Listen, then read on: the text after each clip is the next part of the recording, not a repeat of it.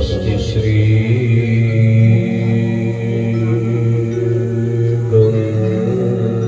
गणपतये नमः।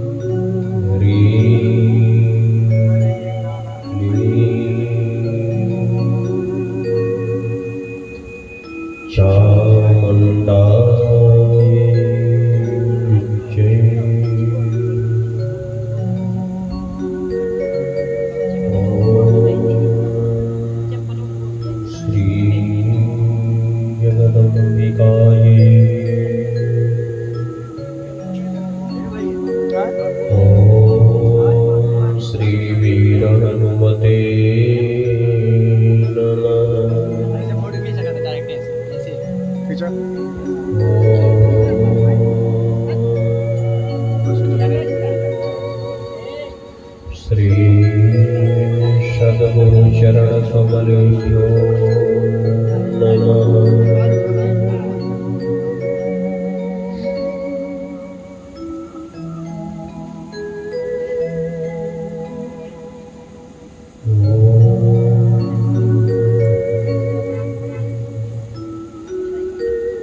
शरणागत दीनार्त परित्राणपराय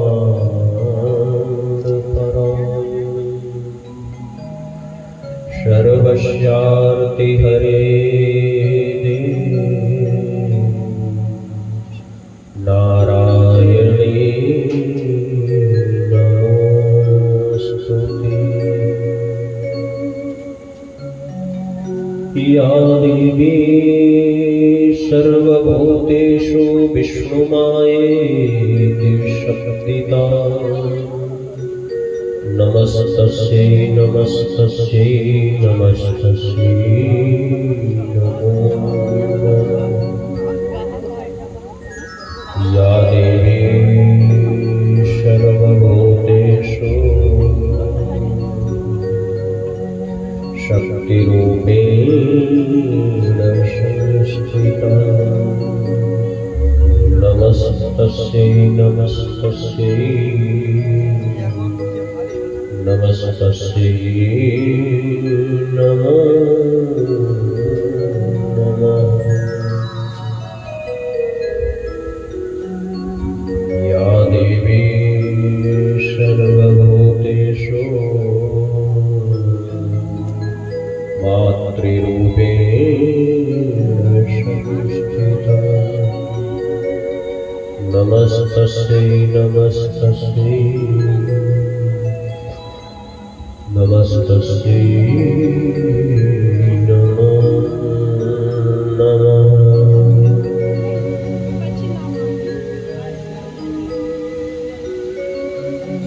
या कुन्देन्दुतुषारहारधवला या शुभ्रवस्त्रा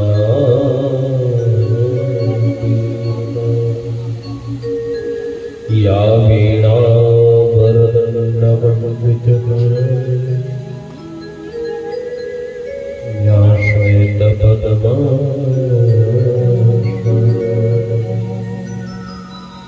या ब्रह्माच्युतशङ्करप्रभृतगणदेवेशदा वन्दितो श्यामं पातु सरस्वती भगवती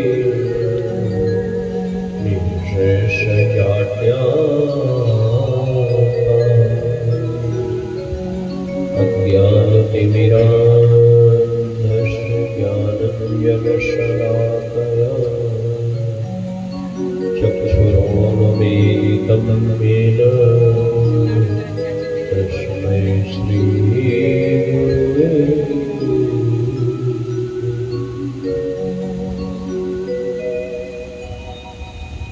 नारायणं नमस्कृत्य नरं चैव नरोत्तमं देवीं सरस्वतीं व्यासं ततो जयेत् उदीरयेत्।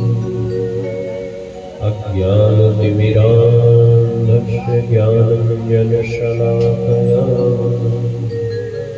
चक्षुरोन्मीलितं येन तस्मै श्रीगुरवे नमः। भक्तिभक्तभगवन्त गुरुचतुरनामबहुले इनके पदवंदन किए नाश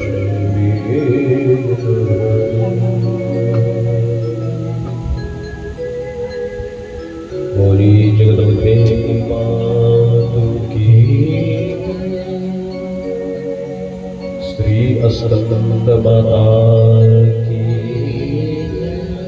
मैहर वाली मैया की श्री दुर्गे मैया की श्री शीतला मैया की श्री ग्राम देवी काली मैया की शारदीय नवरात्रि की अवध धाम की अवध सरजू की सरजू बिरजा की श्री सीतारामचंद्र भगवान की श्री हनुमान जी महाराज की श्री भैरव बाबा की सत्य सनातन वैदिक धर्म की सब संतन की सब भगतन की यजमान परिवार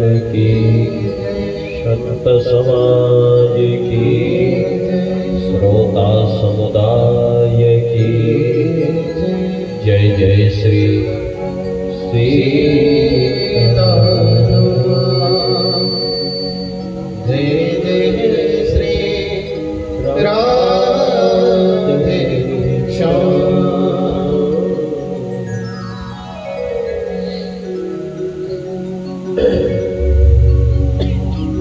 श्री हरि श्री नमस्ते अकारण करुणामयी अखिल भुवनेश्वरी परम्बा जगदम्बा राजराजेश्वरी त्रिपुर सुंदरी भगवती माँ शक्ति के माँ दुर्गा के पावन उपासना के दिनों में शारदीय नवरात्रि में हम लोग बड़े प्रेम के साथ माँ भगवती के सुंदर गुणानुवादों की चर्चा कर रहे हैं। जैसा कि विदित है आज इस शारदीय नवरात्रि का शनै शनै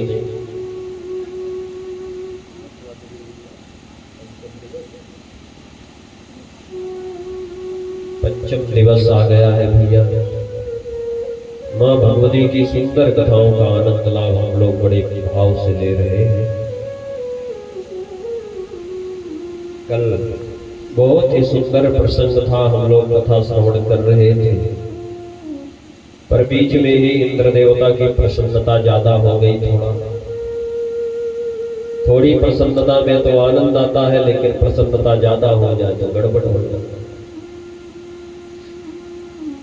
है। प्रकृति की अपनी व्यवस्था है, भगवान की माँ भगवती की व्यवस्था है। बरसई राम सुजस बरवारी मधुर मनोहर मंगलकारी। रामचरितमानस में ऐसा सुंदर वर्णन है। जब मानस रूपी सरयू रूपी रूपक प्रस्तुत किया है गोस्वामी जी ने वहां, तो हम लोग बड़े भाव से सुन रहे थे कि ब्रह्मा जी ने दीमक की सृष्टि कर दी। क्यों? भगवान नारायण को जगाना है। और इस समय भारतीय पंचांग में, भारत के संस्कृत, भारत के हिंदी पंचांग में भी नारायण शयन कर रहे हैं। हरिशयनी एकादशी हो गई है और कार्तिक शुक्ल पक्ष की देवोत्थानी एकादशी होगी, तब भगवान नारायण जगेंगे। और हमारे यहाँ हम लोग जो कथा श्रवण कर रहे हैं देवी भागवत की, इसमें भी भगवान सो रहे हैं, नारायण सो रहे हैं भैया। तो भगवान ने सोचा होगा एक दिन और सोने का शुभ अवसर मिल जाता तो बहुत बढ़िया। शायद यही कारण था कि कल घनघोर बारिश हो गई पर भगवान नारायण जगे नहीं। सृष्टि तो दीमक की भगवान ब्रह्मा ने कर दी, ब्रह्मा जी ने उपाय तो कर दिया पर उपाय हो नहीं पाया।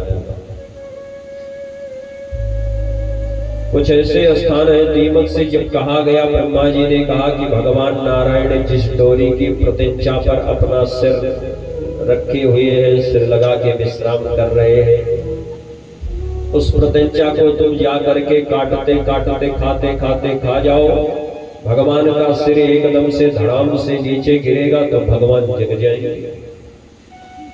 भाई कोई तकिया लगा के, बढ़िया ऊंची तकिया लगा के, किसी किसी की आदत होती है कि बिना तकिया के उनको नींद नहीं आती, तकिया ना हो तो 2-4 कपड़े ही अपना एक जगह समेटते हैं, वो तकिया की तरह गोल बना के सर के नीचे रखते हैं, तब नींद आती है।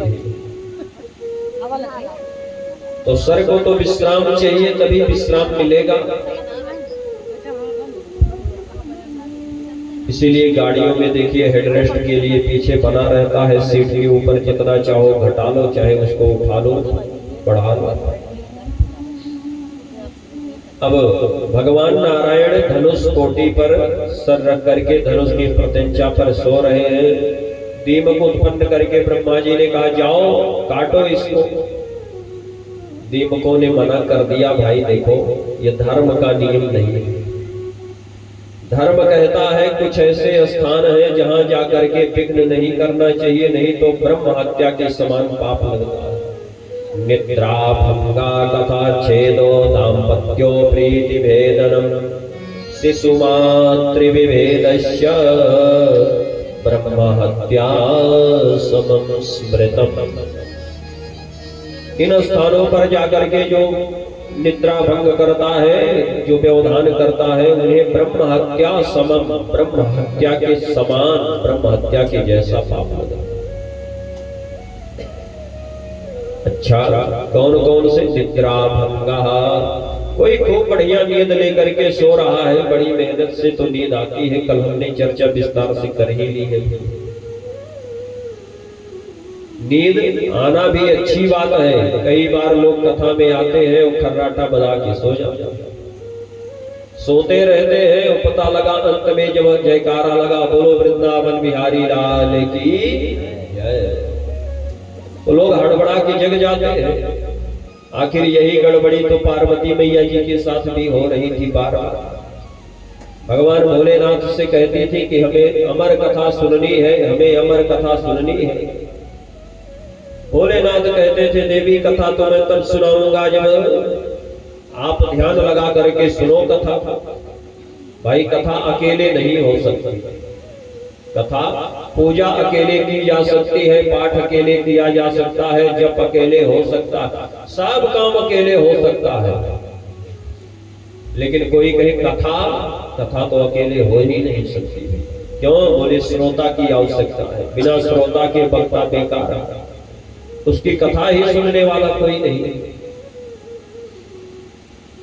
पार्वती मैया ने देखा, एक बार की बात है, पार्वती मैया ने देखा कि बड़ा शुभ अवसर है, नारद बाबा ने प्रेरणा भी कुछ कर दी। कथा विस्तार से भागवत जी में कुछ है और कुछ कथा अन्य पुराणों में, अन्य ग्रंथों में भी है।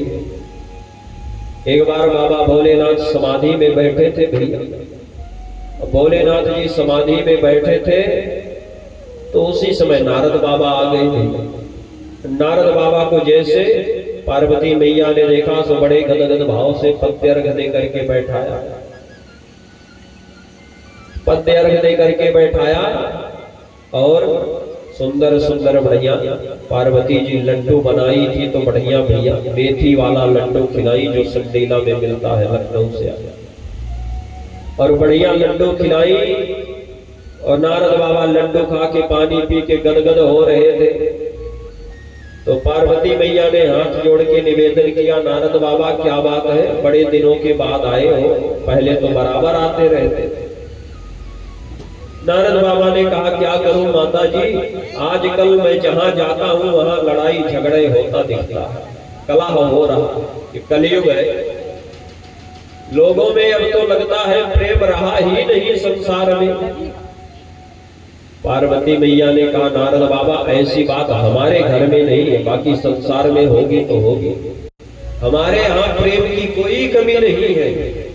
अच्छा बाबा आपके यहाँ कौन सा प्रेम है? पार्वती मैया ने कहा देखो महाराज हमारे यहाँ कितना प्रेम है। कैसे? बोले हमारा वाहन है शेर। इस समय देखो शेरों वाली हर जगह आई हुई है, माता जी का दिख चल रहा है, भजन बजता रहता है। तो मेरा वाहन है शेर और मेरे स्वामी जी का वाहन है बैल। और जब बैल को शेर देखता है तो दहाड़ मार करके उसे मारने के लिए दौड़ता है कि नहीं? नारद बाबा बोले हाँ भैया ये बात तो है। पार्वती मैया बोली पर देखो यहाँ बैल भी बंधा है, शेर भी खड़ा है, दोनों कितने प्रेम से रहते। दूसरा सामंजस्य देखो, दूसरा सामंजस्य क्या है? पार्वती मैया बोली देखो मेरे बड़े पुत्र का वाहन क्या है? कार्तिकेय जी का मोर, मोर पर कार्तिकेय जी रहते। और मोर का सबसे प्रिय भोजन क्या है? बोले सर्प। सर्प कहाँ है? हमारे स्वामी जी के गले में भुजगेंद्रहार सर्प धारण किया। लेकिन देखो ये मोर भी है सर्प भी है, पर कभी सर्प मोर को खाने जाता है? कभी नहीं। प्रेम से रहते हैं आपस में। और एक बड़ा साम्य है, एक और बड़ा सामंजस्य है। क्या? बोले सर्प का सबसे प्रिय भोजन है चूहा। हमारे छोटे बेटे गणेश जी जो चूहे की सवारी करते हैं भैया, पर देखो चूहे को खाने के लिए आज तक सर्प दौड़ा, भोले भोलेनाथ के गले से निकला? बोले नहीं निकला। पार्वती मैया ने कहा तब आपने कैसे कह दिया कि हमारे कहीं संसार में प्रेम ही नहीं? अरे बिना प्रेम के न सर्प चूहे को खा रहा है, न मोर सर्प को खा रहा है, न शेर बैल को खा रहा है। सब प्रेम से आपस में एक साथ रहते, एक साथ खेलते, एक साथ बैठते, एक साथ टहलते। कोई किसी से कोई परेशानी नहीं है किसी को, इतना प्रेम है। बोले माता जी ये तो प्रेम होगा, लेकिन मनुष्यों में प्रेम नहीं रह गया, लोगों में प्रेम नहीं रहा। पार्वती मैया ने कहा संसार में प्रेम हो चाहे ना हो, लेकिन हमारे यहाँ तो बहुत प्रेम है। मेरे भोलेनाथ मुझे इतना प्रेम करते हैं, इतना प्रेम करते हैं कि जो रोज गुरु मंत्र जपा जाता है वो किसी को बताया नहीं जाता। लेकिन मेरे भोलेनाथ है कि जितना गुरु मंत्र जपते हैं वो भी मुझे बता देते। देवी जी आज हमने 2 लाख गुरु मंत्र का जाप किया। हमारे स्वामी जी तो हमें गुरु मंत्र भी बता देते हैं कितने गुरु मंत्र का हमने जाप किया। इसलिए हमारे यहाँ तो प्रेम पूरा है। इसलिए बाबा ये प्रेम की बात, ये सब बातें मेरे यहाँ मत करना। नारद बाबा ने देखा कि माता जी कुछ ज्यादा ही प्रेम दिखा रही है। अगर हमने भी इनके घर में झगड़ा नहीं करवा दिया तो हमारा भी नाम नारद नहीं, अगर ये प्रेम गायब न करा दिया। मैं भी ब्रह्मा जी का बेटा, साधारण नहीं। क्या करोगे? नारद बाबा ने हाथ जोड़ के कहा माता जी आपके यहाँ तो प्रेम की बाढ़ है, संसार में कहीं प्रेम ना हो, लेकिन आपके कैलाश पर तो प्रेम ही प्रेम है, दूसरा कुछ है ही, बहुत प्रेम है भैया। अब पार्वती जी गदगद हो रही थी। इतने में धीरे से नारद बाबा ने कहा माता जी एक बात आपसे पूछनी थी, पर पूछने आया था पर अब नहीं पूछूंगा, बाद में कभी पूछूंगा। पार्वती मैया ने जिद कर दिया, नहीं बाबा बताओ क्या बात है। नारद जी ने कहा नहीं माता जी जाने दो, अब चूंकि प्रेम बहुत है आपके यहाँ तो ये प्रश्न अभी उचित नहीं है इस समय पूछना। पार्वती जी ने कहा नहीं बताओ। नारद बाबा ने कहा अगर पूछ लूं आप मुझे बता दोगी? आपको हो सकता जानकारी ना हो। पार्वती मैया ने कहा हमें सब पता है। नारद बाबा ने कहा तो जो भोलेनाथ के गले में ये मुंडों की माला लटक रही है, क्या भोलेनाथ ने आपको कभी बताया ये किसके सिर है? जो सिर की माला, जो मुंडों की माला लटक रही है भोलेनाथ के गले में, ये तो आपको पता ही होगा, आपके स्वामी जी है, ये मुंडों की माला कहां से लटक रही है? पार्वती मैया का सिर चक्कर खा गया। अरे राम, आज तक तो भोलेनाथ ने मुझे नहीं बताया ये किसके मुंडों की माला है, ये किसके गले में किसके मुंडों की माला पहने। नारद बाबा ने पूछा, माता जी बताओ किसके मुंडों की माला है? अब पार्वती मैया ने जैसे तैसे सोचा बात टाल दी। पार्वती मैया ने कहा, नारद बाबा ये तो हमने आज तक पूछा नहीं कभी, न इसका कभी प्रसंग चला, तो मेरे स्वामी जी ने बताया नहीं। नारद बाबा ने कहा, मैया पूरा मत मानना, सब दिखावे का प्रेम है संसार में। भोलेनाथ प्रेम किसी और से करते जिसके मुंडों की माला गले में पहन रखे। अरे अगर प्रेम करते होते तो आपको बताते नहीं ये मुंडों की माला किसकी है? तो आप कहती हो कि जितना भजन करते वो भी बता देते। पार्वती मैया ने कहा, नारद जी मेरे घर में ऐसी वैसी बात नहीं, साहब बहुत प्रेम है, लेकिन मैंने कभी पूछा नहीं, चलो पूछ के बता दूंगी। नारद जी बोले, पूछ लेना माता जी। और कह करके नारद जी ऐसा व्यंग करके वहां से चले, और जैसे नारद जी चलने लगे सुशंकर भगवान की समाधि उसी समय खुल गई। नारद बाबा चल रहे थे कि भोलेनाथ ने राम राम राम कह करके समाधि से जगे। हम लोगों को सोते समय और जगते समय भगवान का नाम जरूर लेना चाहिए। क्यों? अगर सोते समय राम का नाम लेकर सो गए और जगे राम का नाम आया, तो जितना समय सोने में आपका गया है वो राम राम लेने में लिखा जाएगा। सोने से पहले राम राम करते हुए सो गए और जगे तो राम राम करते हुए जगे, तो हमारा सोने का जो बीच का समय है वो सब आदिरंतेन सहेता सूत्र लगेगा, व्याकरण का पूरा समय लिखा जाएगा। हमारे यहाँ ये शास्त्र का प्रमाण है। और सबसे बड़ी बात, ऐसी साधना कब होगी, ऐसे राम राम कब हमारे मुख से निकलेगा? बोले जब हमें ये सिद्धि हो जाएगी, राम राम लेने की आदत पड़ जाएगी, हमारे स्वभाव में राम जी आ जाएंगे तब। उदाहरण सुंदरकांड आप लोग पढ़ते हैं, सब लोग जानते हैं कि विभीषण जी जगे तो क्या विभीषण जी के मुख से कौन सा शब्द निकला? राम राम निकला।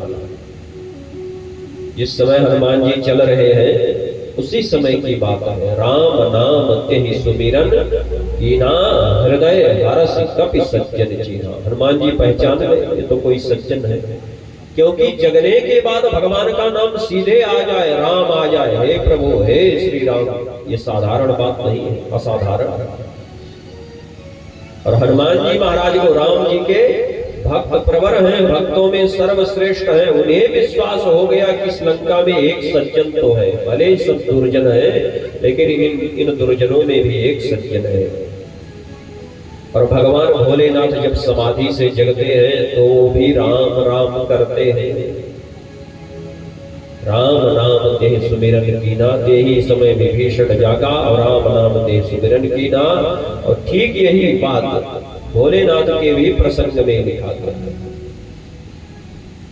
राम नाम शिव सुमिरन लागे, जान्यो सती जगतपति जागे।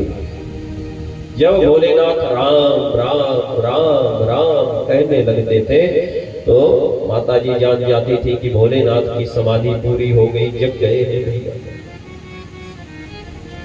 भोलेनाथ राम राम करने लगे। इधर नारद बाबा ने सोचा जल्दी निकलो भैया। नारद बाबा निकलने लगे तो भोलेनाथ जग गए थे, इसलिए भोलेनाथ को प्रणाम किया। भोलेनाथ प्रणाम, बड़ी देर से आया था माता जी के साथ में, पार्वती मैया के साथ खूब सत्संग हुआ। भोलेनाथ बोले, अरे नारद बाबा थोड़ा सत्संग हमें भी सुनाते जाओ। नारद बाबा ने कहा, सत्संग तो ऐसा पार्वती जी को सुना दिया है कि बहुत लंबा सत्संग आपका चलेगा ऐसे, अब हमको यहाँ से निकलने दो महाराज। नारद बाबा को भोलेनाथ रोकना चाहते। नारद बाबा ने कहा, आप तो जानते हैं दक्ष का सांप मेरे पीछे लगा, मैं ज्यादा देर कहीं ठहर नहीं सकता, इसलिए क्षमा करना, फिर कभी दर्शन करूंगा। और भोलेनाथ को प्रणाम करके एक क्षण में वहां से नारद बाबा चले गए। बोलिए नारद बाबा की जय।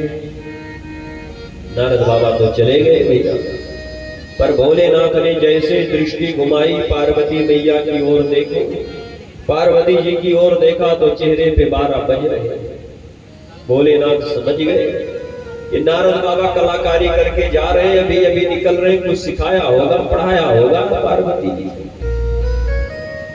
भोलेनाथ ने कहा क्या बात है देवी जी, रोज तो मैं जगता था तो आप जल्दी से मेरे लिए चाय पानी की व्यवस्था करती थी, सुबह सुबह नाश्ता करता। भाई सुबह सुबह कोई पूजा पाठ करके उठे तो भूख लग जाती है, थोड़ा सा कुछ चाहिए जलपान। आज पार्वती जी ने कोई व्यवस्था नहीं की, बल्कि चेहरे पर रोष दिख रहा है। भोलेनाथ ने कहा क्या बात है? पार्वती मैया ने कहा बात तो बाद में करेंगे, पहले ये बताओ कि आपके गले में ये मुंडों की माला किसकी है, जिससे इतना प्रेम करते हो कि मुंड की माला पहने हो। भोलेनाथ समझ गए, ओ ये बात नारद बाबा ने कही होगी देवी जी। पार्वती जी ने कहा मुझसे नारद बाबा ने नहीं कही, मेरे गुरु जी का नाम बीच में मत लो, नारद बाबा का। नारद बाबा गुरु जी हैं पार्वती मैया, मेरे गुरु जी का नाम खबरदार मत लेना, पहले बताओ ये है किसकी माला। भोलेनाथ ने कहा इतना रोष प्रकट करने की आवश्यकता नहीं है देवी, ये तो तुम्हारे मुंडों की माला है।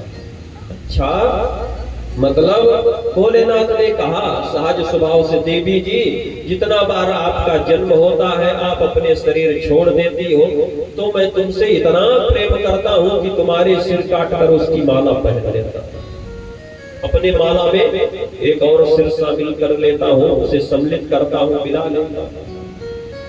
पार्वती मैया ने कहा माथे पर जोर दिया बुद्धि पर, अरे राम राम मेरे इतने जन्म हो चुके हैं। भोलेनाथ बोले हाँ। पार्वती मैया ने कहा हमारे इतने जन्म हुए तो आप कहाँ थे? भोलेनाथ बोले हमने अमर कथा का पान किया है, इसलिए हम मरते नहीं, हम अमरनाथ, हम अमरनाथ बने बैठे हैं। पार्वती मैया ने कहा ओह ये बात है, इसीलिए तो मेरे गुरुजी कह रहे थे कि संसार में प्रेम नहीं, सब दिखावे का प्रेम। आप तो सबसे बड़े कपटी निकल गए, एक नंबर के। भोलेनाथ ने कहा क्यों? पार्वती मैया ने कहा जब ये जीना मरना मेरे साथ लगा रहा, मैं जीती रही, पैदा होती रही, मरती रही, आप सिर काटते रहे, बदले में आप मुझे राम कथा नहीं सुना पाए। सुना देते राम कथा, मैं भी अमर हो जाती, ये मरने जीने का चक्कर खत्म हो जाता। लेकिन आपको मुझसे तो प्रेम है ही नहीं। जितनी बार मुझे जन्म लेना पड़ता है उतनी बार मैं घनघोर तपस्या करती हूँ, तब आप मुझे प्राप्त हो। भोलेनाथ समझ गए स्त्री हठ है, तो भोलेनाथ ने कहा देवी जी आपको इसी जन्म में अमर कथा सुना दूंगा। पार्वती मैया ने कहा इस जन्म में नहीं, अभी आज से तुरंत चलो, पहले राम कथा सुनेंगे तब आपको पानी पिलाएंगे। अब मुझे पहले राम कथा सुननी है, अमर कथा सुननी है। भोलेनाथ बोले देवी जी वो कथा कोई साधारण नहीं है, वो अमर कथा है, उसको जो सुनेगा वो अमर हो जाएगा, ऐसे हर जगह वो कथा नहीं हो सकती। फिर बोले चलो हिमालय की किसी गुफा में चलते हैं, जहां कोई ना हो, केवल हम हो और आप हो, हम और तुम दोनों वहीं बैठेंगे, तुम श्रोता बन के मेरे सामने बैठना, मैं वक्ता बन करके तुम्हें अमर कथा सुनाऊंगा। पार्वती मैया ने कहा ठीक है। गुफा में पहुंच गए भैया, जहां आज भी बाबा अमरनाथ के रूप में विराजमान है सरकार भोलेनाथ। भोलेनाथ ने कहा देवी जी पूरी गुफा में देख लो कोई रहे ना, कहीं ये कथा सुन लिया तो अमर हो जाएगा, फिर गड़बड़ होगा, प्रभु की बनाई हुई सृष्टि में व्यवधान हो जाएगा। इसलिए देखो माँ पार्वती ने देखा कि चारों तरफ कहीं उस गुफा में कोई नहीं है, एक छोटा सा तोते का अंडा था। माता जी ने सोचा इससे क्या होगा, ये अंडा ही तो है, उस उधर ध्यान ही नहीं दिया और माता जी आई, आसन लगा के भैया बैठ गई। भोलेनाथ से कह दिया कोई नहीं है। अब भोलेनाथ ने कथा प्रारंभ कर दी। भोलेनाथ ने कथा प्रारंभ कर दी। कथा प्रारंभ हो गई तो पार्वती मैया बड़े भाव के साथ कथा सुनती रही। दसम स्कंद तक तो बड़ी प्रेम से कथा सुनी, पर एकादश स्कंद जब आया जिसमें तत्व ज्ञान का निरूपण, नव योगेश्वरों के संवाद आदि की कथा आई, तो पार्वती मैया को नींद आ गई। क्यों? बोले कथा में विश्राम मिल ही जाता है। अब पार्वती मैया तो कथा सुन रही थी, बीच बीच में हुक्का भर रही थी। जैसे आज के समय में तो अब कम है, मोबाइल ने हम लोगों का बहुत सा संस्कार, बहुत सी हमारी व्यवस्थाओं को छीन लिया। नहीं तो पहले छोटे छोटे बच्चे दादा या दादी के पास बैठते थे तो कहानी सुनाते थे, राजा रानी की। एक थे राजा, तो बच्चों में लोग हुकारी भरते थे, हुक्का भरते थे। दादाजी कहे एक राजा थे, तो बच्चे कहते एक रानी थी, तो सुनने वाले कहते मतलब हम सुन रहे हैं। अब पार्वती मैया तो पूरा हुक्का भर रही थी, कथा सुन रही थी, पर जब कोई प्रसंग बड़ा गूढ़ हो जाए, ज्ञान वैराग्य का प्रसंग हो जाता, तब तो क्या, तो लोगों की समझ में बात कम आती है तो नींद ज्यादा आ जाती। उस समय स्वतः नींद आ ही जाती है, ऐसा स्वभाव उस समय का बन जाता है। अब पार्वती मैया को निद्रा आने लगी। उधर अमर कथा का प्रभाव था कि धीरे धीरे अंडा फूट गया, उससे एक छोटा सा तोते का बच्चा, सुख का बच्चा पैदा हो गया। और आप लोग जानते हैं तोता कितना चालाक होता है नकल करने में भी। जो जो घर में कहोगे वही वही वो पढ़ता जाता। अब पार्वती मैया हूं कर रही थी, सो तोते के बच्चे ने पार्वती मैया का हूं करना सीख लिया। अब पार्वती मैया सो गई, तोते का बच्चा हूं करता रहा। भोलेनाथ कथा सुनाते रहे, तोते का बच्चा वो सुखदेव जी है साक्षात, सुख हूं करता रहा। और जैसे ही कथा पूरी हुई तो कथा के विश्राम में जैसे भोलेनाथ कथा पूरी किए तो जोर से भोलेनाथ ने जयकारा लगाया, बोले आदि शक्ति मैया की। जैसे कहा जय, तो पार्वती मैया हड़बड़ा के गई। जब गई पार्वती मैया ने कहा फिर क्या हुआ महाराज? भोलेनाथ ने कहा मतलब? पार्वती मैया ने हाथ जोड़ लिया, सरकार क्षमा करना, गलती हो गई, मुझे नींद आ गई थी, मैं तो सो गई। यहां तक की कथा मैंने सुनी दसम स्कंद के अंदर। भोलेनाथ बोले अगर तुम सो गई थी तो ये बीच में हुक्का कौन भर रहा था? आप जैसे ही मुड़ के देखा तो तोता राम जी पीछे बैठे सिर हिला हिला के हो कर रहे थे। भोलेनाथ ने कहा इसने हमारी अमर कथा चुराई है, पीछे से छुप करके सुना है। देखो कथा पीछे से नहीं सुनना चाहिए। बहुत लोग कहते हैं कि महाराज जी हम तो वहीं से आपकी कथा सुन रहे थे घर पर बैठे बैठे, लेकिन पीछे से कथा सुनना होश है, भोलेनाथ कहते हैं। और भोलेनाथ ने ले त्रिशूल मारने का निश्चय किया। सो तोता राम जी गए बग करके व्यास जी की पत्नी अरणी के मुख में, जो ऋतु धर्म से निवृत्त होकर श्रृंगार करके बैठी थी, उन्हें जमाई आई तो तोता राम जी उनके पेट में प्रविष्ट हो गए। कालांतर में वही सुखदेव जी बन करके जन्म लिए हैं, जिनकी कथा हम लोग आगे श्रवण करेंगे। ध्यान में रखने के लिए हमने इस प्रसंग को यहाँ तक सुनाया। तो भाई कथा में कुछ लोगों को अच्छी नींद आ जाती है, भगवान की कथा है ही इतनी दिन की, पार्वती मैया सो गई, तो हम लोगों को निद्रा देवी आ जाए तो इसमें कोई घबराने की बात नहीं। और दूसरी एक बात और है, भगवान ने जब मेघनाद का वध कर दिया, कुंभकर्ण का वध कर दिया, तो कुंभकर्ण की पत्नी थी वज्रज्वाला। वज्रज्वाला ने कहा महाराज आपने मेरे पति का वध कर दिया, पर ध्यान रहे कलयुग में मैं ही निद्रा देवी बनकर जाऊंगी, और जहां आपकी कथा होगी वहां जाकर श्रोताओं के पलकों पर आंखों पर बैठ जाऊंगा। तो कथा होती रहेगी और श्रोता लोग खर्राटा बजाते रहेंगे, सोते रहेंगे। आपकी कथा मैंने बंद न करवा दी तो मेरा भी दर्द नहीं। भगवान ने कहा देवी जी हम भी नियम बदल लेंगे। क्या होगा? बोले कलयुग में शादी कथा नहीं होगी, संगीतमयी कथा होगी। संगीतमयी कथा का मतलब बीच बीच में भजन होगा, लोग ताली बजाएंगे। अब ताली बजाएंगे तो क्या होगा? बोले राम कथा सुंदर करतारी और संशय विहग उड़ावन। लोग ताली बजा बजा के भगवान की कथा करेंगे, सो निद्रा देवी फटकेंगी नहीं पास। इनको हम लोग कदर नहीं करेंगे। बोलिए आदिशक्ति मैया की।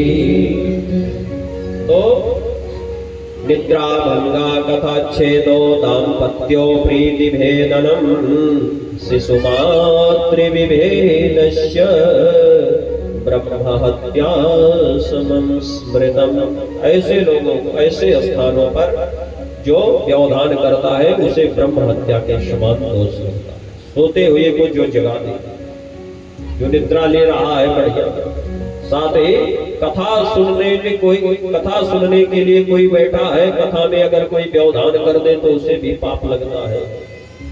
दो दंपति जहां पति पत्नी विश्राम कर रहे हो, वहां जाकर के कोई उसमें व्यवधान कर दे तो उन्हें भी ब्रह्म हत्या का दोष लगता है। और शिशु मातृ विभेदस्य, माता से पुत्र को अलग कर देने पर भी बहुत बड़ा पाप लगता है।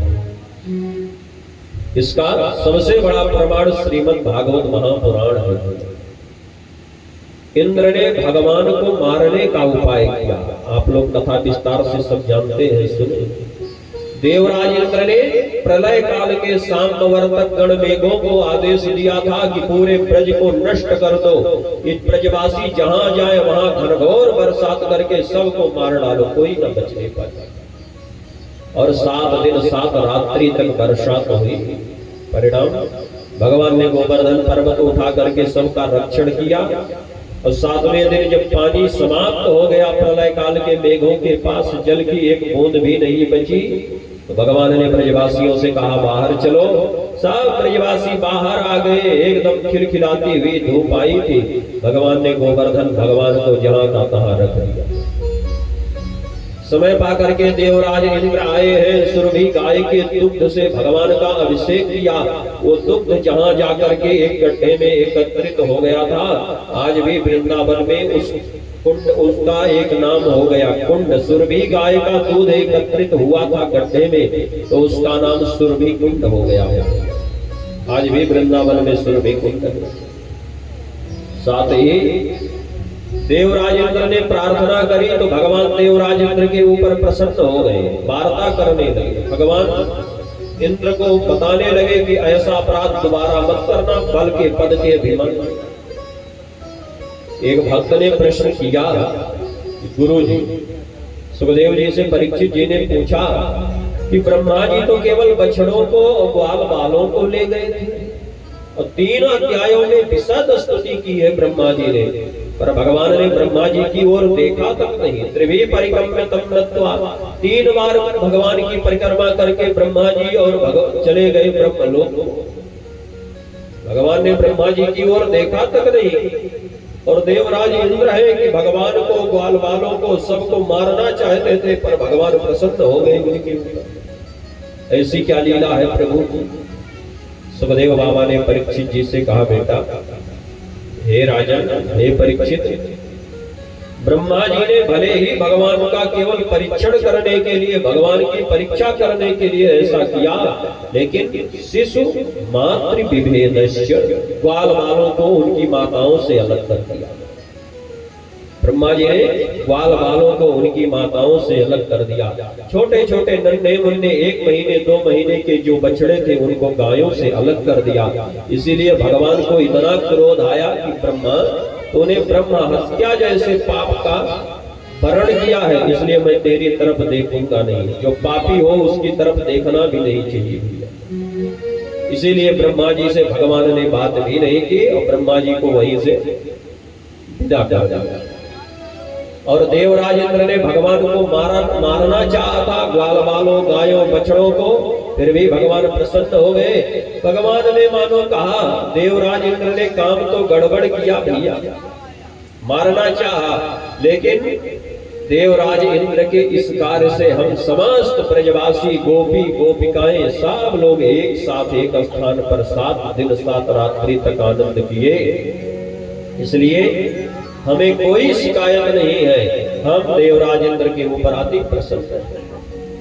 इसी कारण देवराज इंद्र के ऊपर भगवान श्री हरि भगवान श्री कृष्ण अति प्रसन्न हुए। बहुत प्यारा सा प्रसंग है भागवत जी का। हम लोग कथा के माध्यम से भागवत जी में श्रवण करते हैं भैया। और भगवान ने श्री गोवर्धन नाथ की दिव्य परिक्रमा कराई है, पूजन कराया है। आइए हम लोग भी 2 बार गोवर्धन नाथ का स्मरण करते हुए कथा में आगे चले। सभी लोग प्रेम के साथ गाते हुए झूमते हुए बोलिए जगदम्बे मातु की। सभी लोग प्रेम के साथ 2 लाइन स्मरण करते हुए श्री गोवर्धन महाराज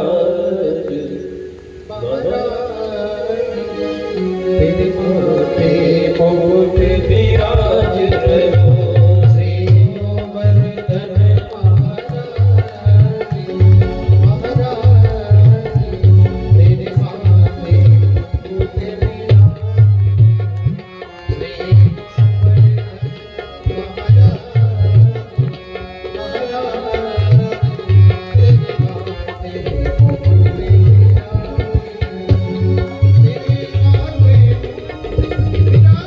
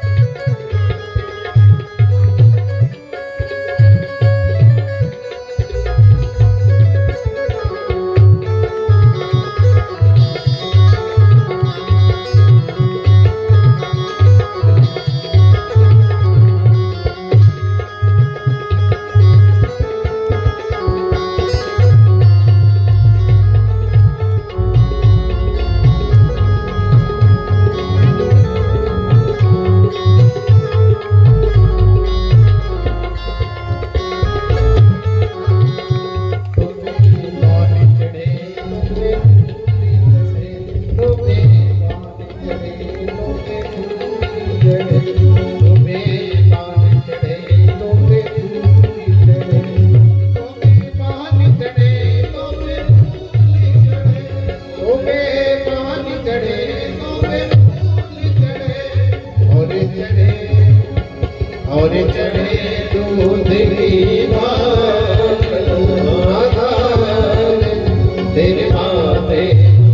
विराज रहो, श्री गोवर्धन महाराज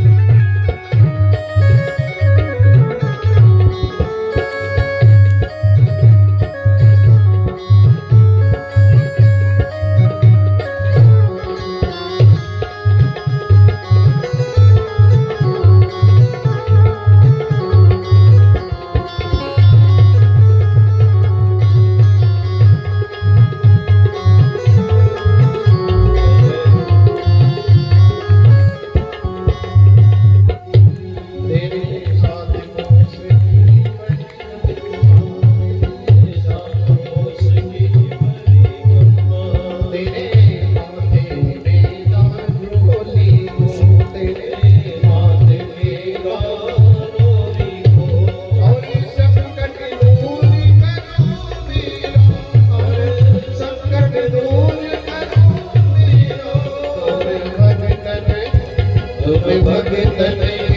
माथे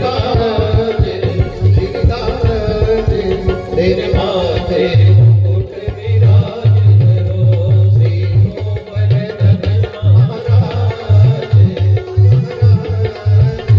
श्री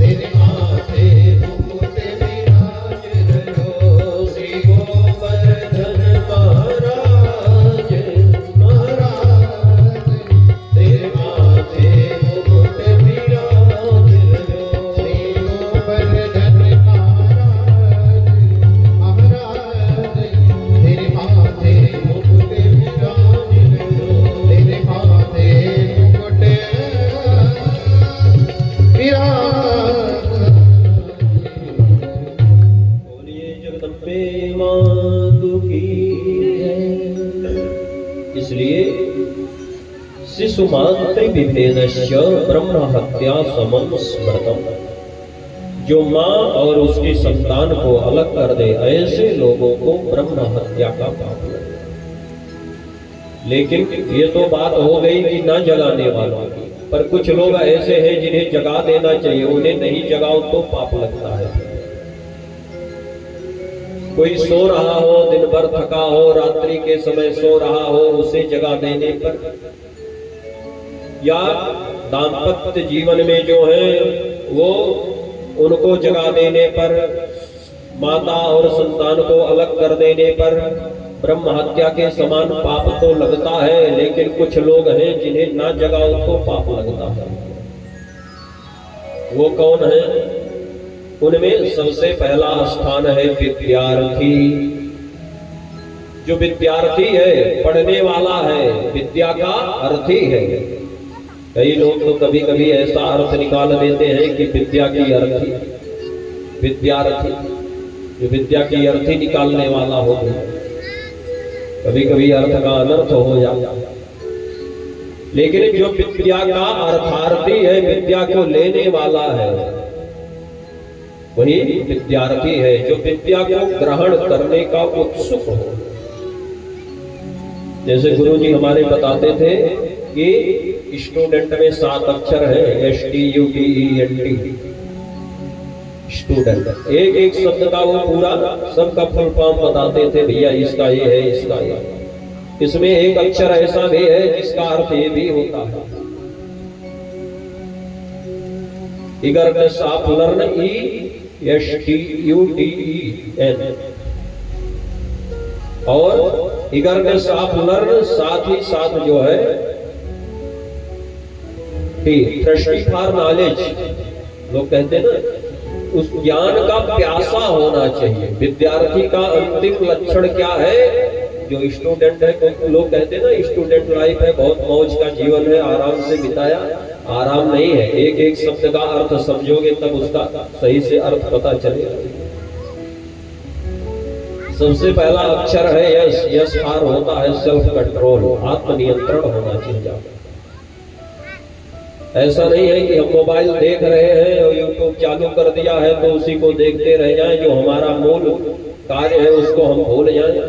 ऑनलाइन क्लास चल रही है तो हम उसको भूल करके वही देखते रह जाएं। ऐसा नहीं, आत्मनियंत्रण होना चाहिए। हमें भोजन करना है, बहुत बढ़िया भोजन बना है तो इतना भोजन कर लिए कि फिर आलस आ गई, फिर सो गए, फिर पढ़ाई ही नहीं हो पाई। स्कूल जाना था, कॉलेज जाना था, नहीं जा पाया। ऐसा नहीं, आत्मनियंत्रण होना चाहिए। दूसरा अक्षर है टी, अर्थात ट्रूथफुल होना चाहिए, सत्यवादी होना चाहिए बिल्कुल। अब यहाँ ज्यादा संख्या में गुरुजी लोग बैठे हैं, मास्टर जी लोग, तो हमने सोचा इसकी चर्चा करते हैं।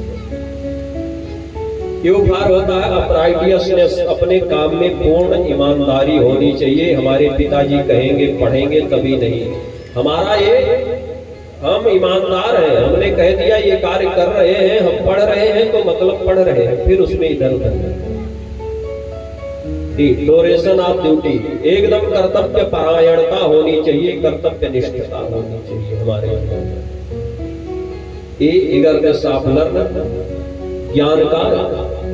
ज्ञान के लिए जिज्ञासु बनना पड़ेगा हमें, और जानना है, और जानना है, इतना ही नहीं है और इसके आगे भी है, थोड़ा थोड़ा बढ़ना पड़ेगा। DEN, no liberty of mind. अभी भी कभी भी ये मत सोचिए कि हमारा दिमाग ज्ञान से भर गया है, इतना ही था, अब इसके आगे कुछ नहीं है। आप जितना अपने मस्तिष्क का विस्तार करते जाओगे उतना ज्यादा से ज्यादा आप ग्रहण करते जाओगे। ये ऐसी मेमोरी है कि इसमें चाहे जितना भर डालोगे ये कम पड़ने वाली नहीं है भैया, सब इसमें आ जाएगा। और टी अर्थात थ्रस्टी फॉर नॉलेज, ये स्टूडेंट का, ये विद्यार्थी का फुल फॉर्म है, गुरुजी हमारे बताते हैं। तो सबसे पहले जो विद्यार्थी है, विद्यार्थी को जगा देना चाहिए। अरे भाई सो रहे हो, समय हो गया, चलो जग जाओ पढ़ने के लिए। जब पढ़ोगे तभी तो आगे बढ़ोगे भैया। दूसरा स्थान बोले सेवका विद्यार्थी सेवका पांथा क्षुधार्था भयका तराह। पांथक जो राही है, अब इसके बहुत से भाव हैं भैया। पांथक माने राही, जो रास्ते पर चल रहा है, राहगीर है, इसके बहुत से अर्थ है। राही का मतलब केवल रास्ते पर कोई चला जा रहा हो उसी को ही नहीं होता, अनेक रास्ते के राही होते हैं भैया। जो जिस पथ का पथिक है, जिधर जाना चाह रहा है, वो अपने अपने मार्ग का निर्धारण व्यक्ति करता है। जो सन्मार्ग पर चल रहा हो उसे जगा देना चाहिए। जैसे गुरु जी की सेवा में जब शिष्य जाता है, उसे अध्यात्म की शिक्षा गुरु जी देते हैं, धर्म की शिक्षा देते हैं। वो घर में भले ही 8 बजे तक सोता हो, पर गुरु जी ऐसी सावधानी से उसके मस्तिष्क को, उसके विचार को, उसके स्वभाव को पढ़ करके ऐसी शिक्षा देते हैं कि वो शनै शनै धीरे धीरे ठीक हो जाएगा। वो दूसरे को उपदेश करेगा, ऐसा करेगा। तो जो तपस्वी हैं उन्हें जगा देना चाहिए। भाई तुम्हारी तपस्या का समय 3 बज गया, उठ जाओ, नहा धो करके भगवान का ध्यान करो, पूजा करो। जो जिस मार्ग का पथिक हो, पांथा। और साधारण में अगर ले लिया जाए कि कोई रास्ते से जा रहा है, उसे जगा दो। नहीं जगाओगे तो कछुआ आगे निकल जाएगा, खरगोश सोता ही रह जाएगा। भैया कहानी हम लोगों ने कक्षा 2-3 में पढ़ी थी कि कछुआ आगे निकल गया और खरगोश सोता ही रह गया। अब तो मैं पहुंच ही जाऊंगा थोड़ी देर में। क्षुधार था, जो भूखा व्यक्ति है, पीड़ित, भूख से जो पीड़ित है, उसे जगा दो। अगर केवल सोता रहेगा तो फिर वो कभी नहीं उठ पाएगा, उसे तो 2-4 घरों में जाके भिक्षाटन करना होगा।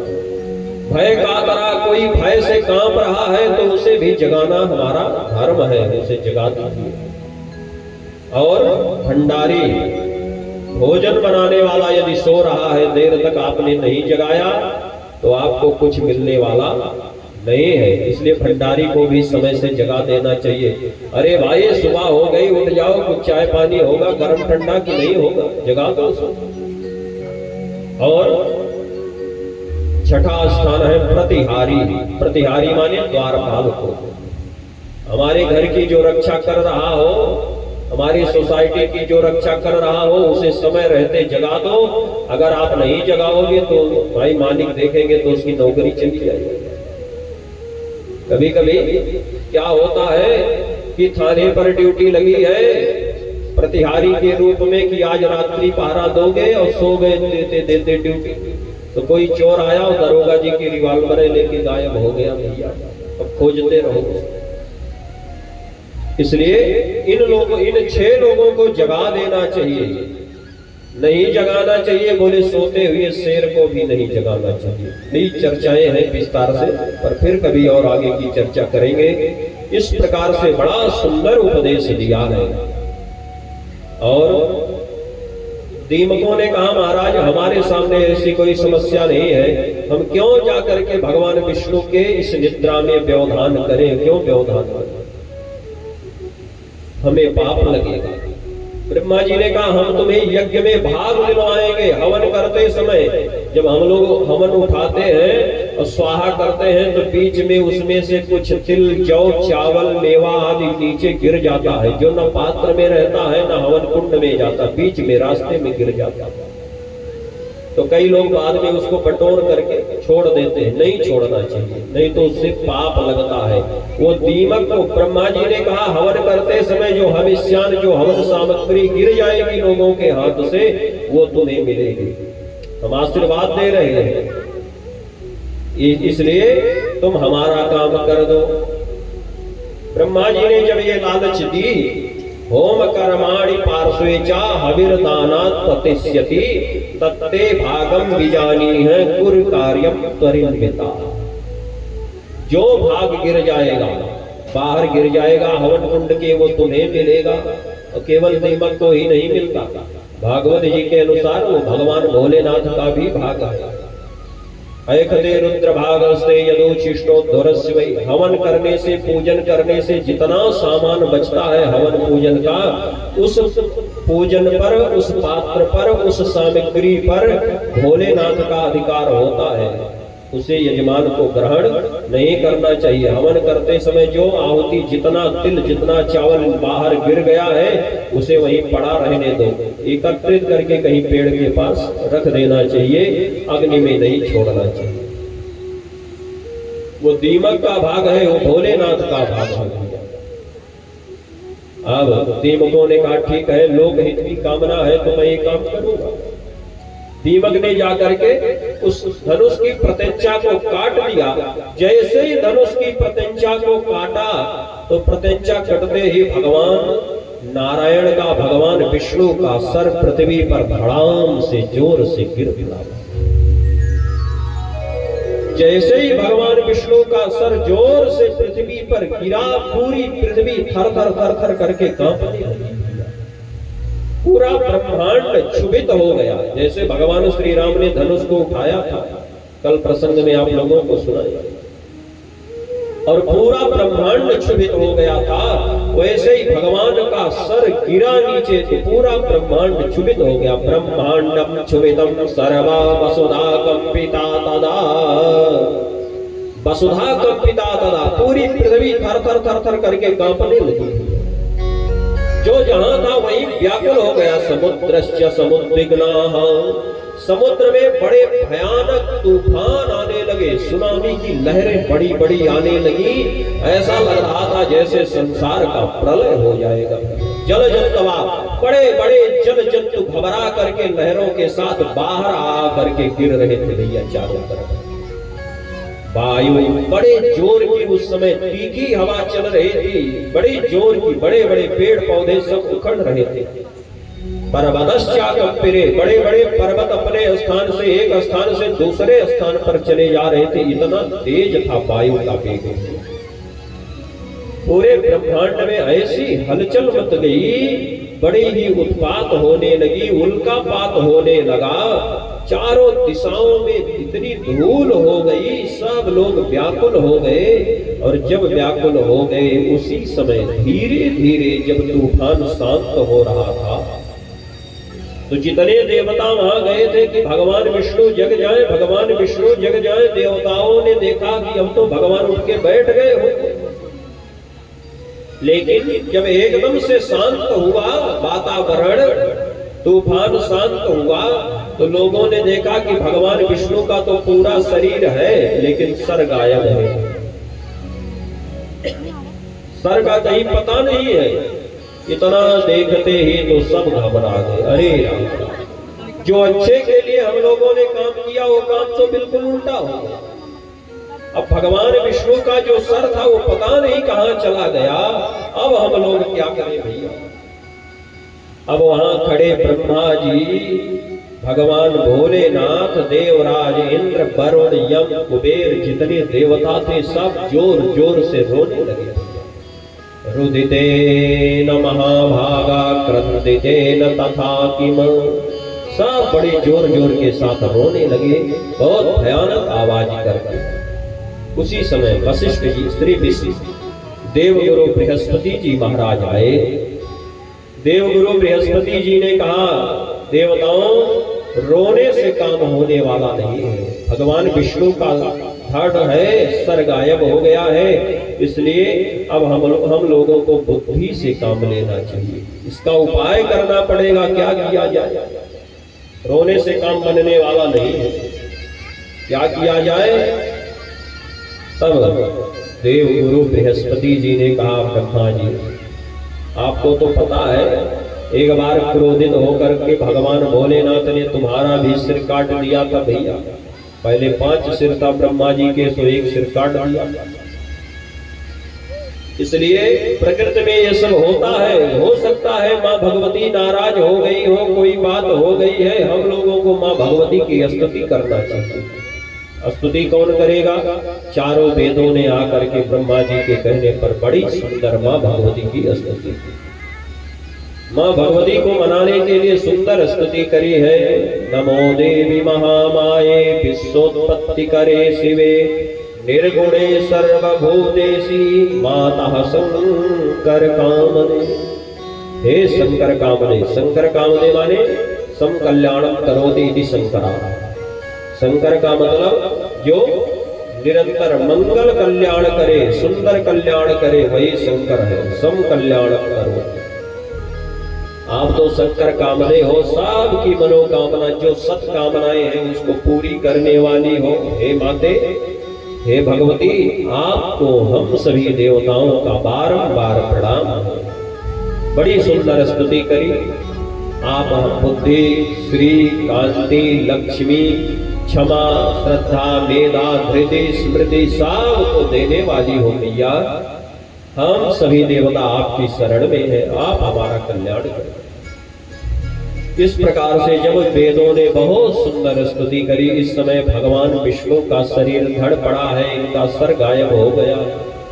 हे मां, जैसे मृत प्राणी के ऊपर कोई अमृत की बरसात कर दे, वो प्राणी उठ करके बैठ जाता है, वैसे हम देवताओं के अधिपति, देवताओं के स्वामी भगवान विष्णु को आप कृपया इस समय जीवन दान देने का कष्ट करें, इन्हें जिलाने का कष्ट। माते, बिना भगवान नारायण के हम लोग मधुकैटभ जैसे दैत्य से पार नहीं पा सकते। हे मां, आप आशीर्वाद दो कि भगवान विष्णु उठ करके खड़े हो, इनका सिर आ जाए और मधुकैटभ का वध कर दे। जब वेदों ने, देवताओं ने बड़ी सुंदर स्तुति की, तब मां भगवती प्रकट हो गई। बोलिए जगदम्बे मातु की। देवताओं से मां भगवती ने कहा, देवताओं, बिना कारण के कार्य नहीं होता है, जरूर कोई ना कोई कारण होता है तभी कार्य होता है।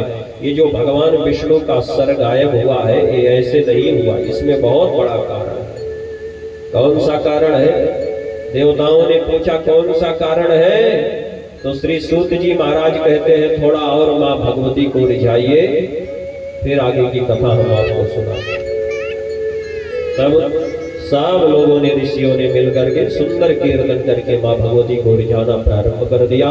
आइए हम लोग भी मां भगवती को रिझाते हुए आगे चलते हैं। बोलिए जगदम्बे मातु की।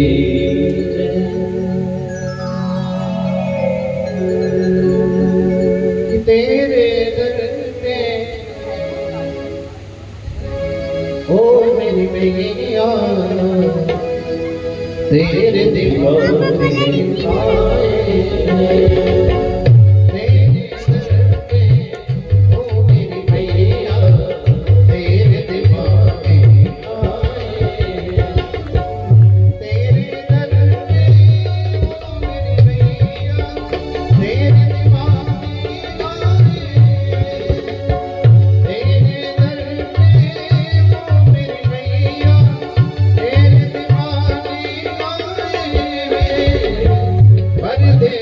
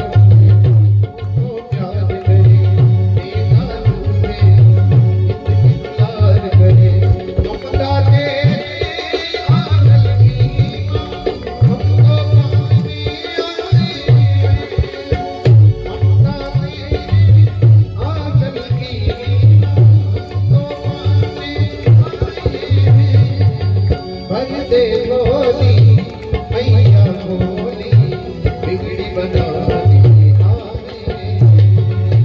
भर दे भोली मैया भोली बिगड़ी बना दी आए। तेरे दर पे ओ मेरी मैया तेरे दीवाने आए। तेरे दर पे ओ मेरी मैया तेरे दीवाने आए।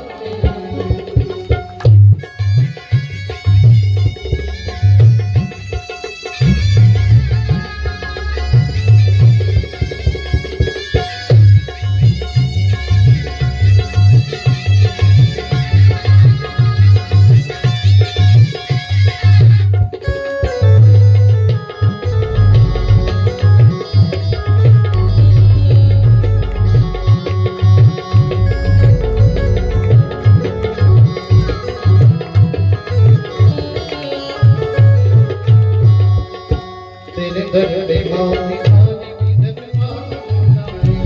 तेरे दर पे मांगी खाने की धन मांगूंगा। निर्मल भी शक्ति पाके फल मांगूंगा। निर्मल भी शक्ति पाके फल मांगूंगा। आगे देखूंगे मांगिया बेसहारों को सहारा तेरा। उसकी किस्मत संवर गई जिसने सच्चे दिल से मैया तेरा नाम लिया। हर दिल ने मेरी ओ मैया राज लगाते जीवन की मैया। आले दिल मेरा मैया तुमको सुनाने आले दिल मेरा मैया तुमको सुनाने हर दे भोली मैया भोली बिगड़ी बनाने आए।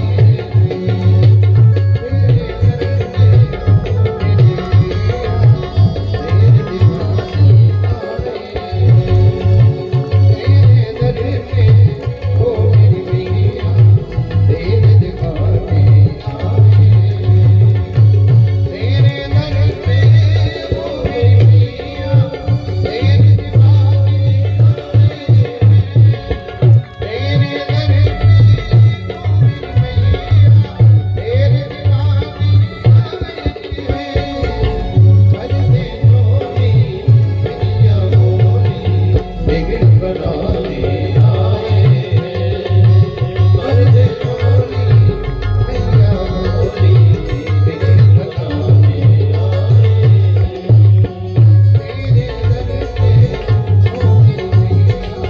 तेरे दीवाने आए। तेरे दर पे ओ मेरी मैया तेरे दीवाने